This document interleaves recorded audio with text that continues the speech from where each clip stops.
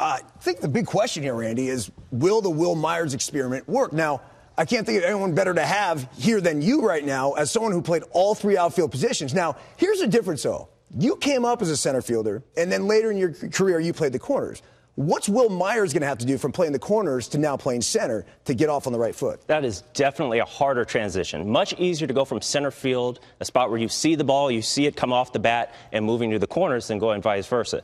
There's two things that he needs to do. One, he needs to take good routes, and two, there's got to be great communication in the outfield. How does that start? Now, he gets to spring training. What's the number one thing he needs to do when he gets to spring training as far as trying to establish himself in center? Right. Well, we're talking about Petco Park. So they need a guy that's going to be able to run down mistakes. This park is huge, plays even bigger. So when he gets to spring, the first thing he's got to do is get out to center field. See balls off the bat. When they're taking batting practice, he needs to be out here working on his breaks. I'm not talking about chasing balls from foul pole to foul pole, but he needs to be out here watching the ball, watching the pitch, watching the swings. Bam, the ball's in left center. I open up. I work on my jump, my break, take a couple steps, just reading the balls. Because as a center fielder, you've got to be the guy. He needs to establish that he's aggressive, that he's going to run everything down, and that starts the first day of camp. Now, when you talk about getting breaks off the bat, so we're talking batting practice, right? And I know one of the things that I like to do when I got out there, I'd run out to left field, center field, right field, whatever. I would clear out everybody. Now, the one thing about being a center fielder, you can't be shy. No, he cannot be shy.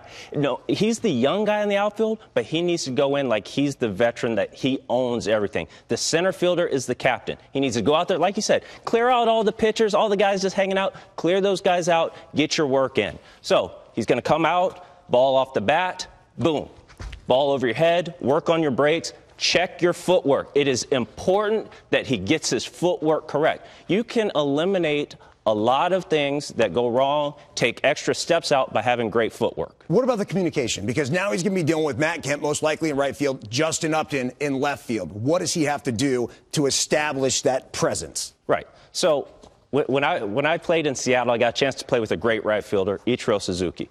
And it's tough playing with a guy that's also a center fielder. But you, as a center fielder, you've got to run through that guy, call all the balls, establish your range as to what you can get to. So what you need to do, so if you're playing left and I'm playing center. Now I've played some center field myself, right? Right. And just like, say, Matt Kemp. So let's say Matt Kemp's in left field, Justin Upton, I believe he might have been out there for a game or two. But here I am, an aggressive outfielder. I would say Matt Kemp, let's call him an aggressive outfielder. And a ball's hitting the gap.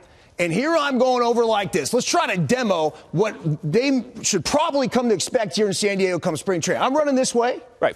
First, pre-pitch. Hey, Byrnesy, I'm shaded this way. I'm shaded left center. Okay. You can take a step towards the line. So I'm going to move with Randy. What he's talking about, as he goes to the left side of second base here, I'm going to move with him. You usually want to try to keep the gap together as much as possible. I think now you'll probably see more extreme defenses now than when we played. But what about that ball in the gap when this thing's drilled in the left center field gap and I'm running full speed and called for it? As soon as this ball's hit, I've got to think that this ball's mine. So we hear the crack of the bat. The ball's in left center.